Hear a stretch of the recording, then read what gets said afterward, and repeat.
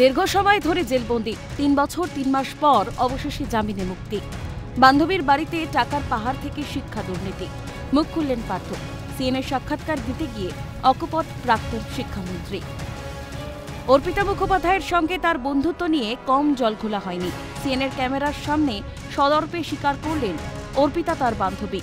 অর্পিতার flat থেকে যে বিপুল পরিমাণ টাকা উদ্ধার করা হয়েছিল সেই প্রসঙ্গে বলেছেন, বান্ধবী অর্পিতার কাছ থেকে টাকা উদ্ধার হয়েছে, সেই সমস্ত কথা ওই বলবে। তাহলে 50 কোটি টাকা, সোনার গয়না, এগুলো কার ছিল? যারা ধরেছে তারা বের করবে, আপনারা তো এটা বের করার কাজ না।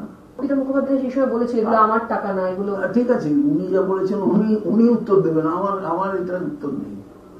তবে গতদিনে, বর্তমানে এবং ভবিষ্যতেও যে অর্পিতাকে বান্ধবী বলে স্বীকার করবেন তাও জানিয়েছেন তৃণমূলের পুরনো নেতা। অর্পিতাকে নিয়ে টিআরপি বাড়ানোর জন্য সংবাদ প্রকাশ করা হয়েছে, অভিযোগ পার্থর। না, আপনি বলছিলেন মহিলাদের প্রতি আপনার শ্রদ্ধা রয়েছে। অর্পিতা আপনার বান্ধবী, আপনি এখনো স্বীকার করছেন, সেটা অস্বীকার করার জায়গায় নেই। স্বীকার করে যাব, কি হলো? অনেকে তো অনেক কথা বললো সেই সময় আপনাদের এই সম্পর্ক নিয়ে। ওটা তো রসালো না, এটা টিআরপি বাড়বে না। আপনার দলের লোকেরাও অনেক কথা বলেছে। দলের লোকরা আগে নিজেদের আয়নায় মুখ দেখুক।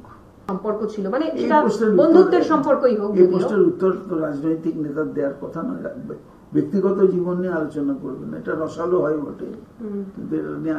জামিনে মুক্ত হয়ে সবে মঙ্গলবার দুপুরে তিনি বাড়ি ফিরেছেন। বুধবারই বেহালা পশ্চিমের মানুষের উদ্দেশ্যে লিখেছেন খোলা চিঠি। কিন্তু দল কি আগের মতো গ্রহণ করবে তাকে? জনজীবনে কি আবারও আগের মতো ফিরতে পারবেন তিনি? সবটাই বলবে সময়। ক্যামেরায় পুষ্পা দেবনাথের সঙ্গে অভিরূপা সাহার রিপোর্ট, ক্যালকাটা নিউজ।